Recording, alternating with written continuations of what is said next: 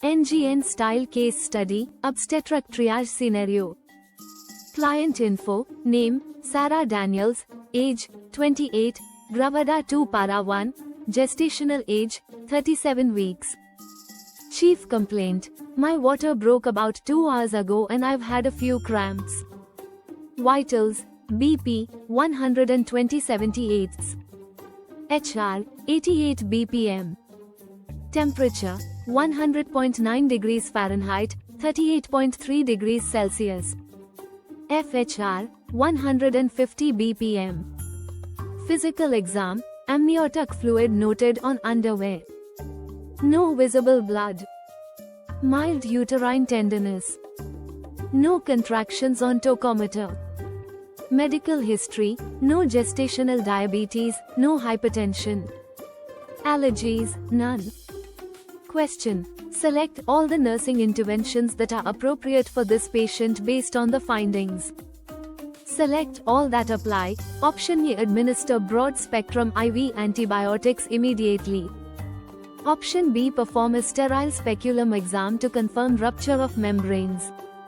Option C. Assess for fetal movement and monitor fetal heart rate.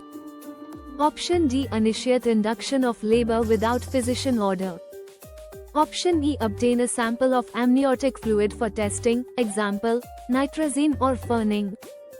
Option F. Encourage the patient to ambulate frequently.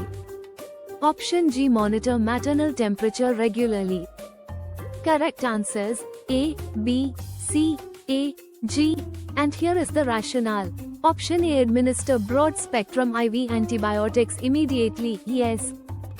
The maternal temperature is 100.9 degrees Fahrenheit, indicating a possible intraamniotic infection, chorioamnionitis, especially given the rupture of membranes greater than 18 hours ago. Prophylactic antibiotics should be started to reduce maternal and neonatal infection risk. Option B. Perform a sterile speculum exam to confirm Rome, yes. A sterile exam can help assess if membranes are truly ruptured without introducing infection risk. Digital exams should be avoided until labor is established. Option C. Assess for fetal movement and monitor FHR, yes. Continuous or intermittent fetal heart monitoring is essential, especially with maternal fever and Rome, to detect early signs of fetal distress. Option D. Initiate induction of labor without physician order, no. Nurses cannot initiate induction without a provider's order. However, if the cervix is favorable and infection is suspected, induction may be indicated after physician evaluation. Option E. Obtain a sample of amniotic fluid for testing, yes.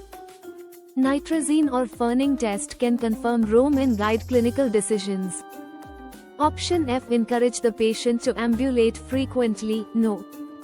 Ambulation may not be advised until labor pattern is confirmed and fetal well-being is assessed, especially with infection risk. Option G. Monitor maternal temperature regularly, yes. Frequent monitoring helps detect rising temperature, which may indicate worsening infection.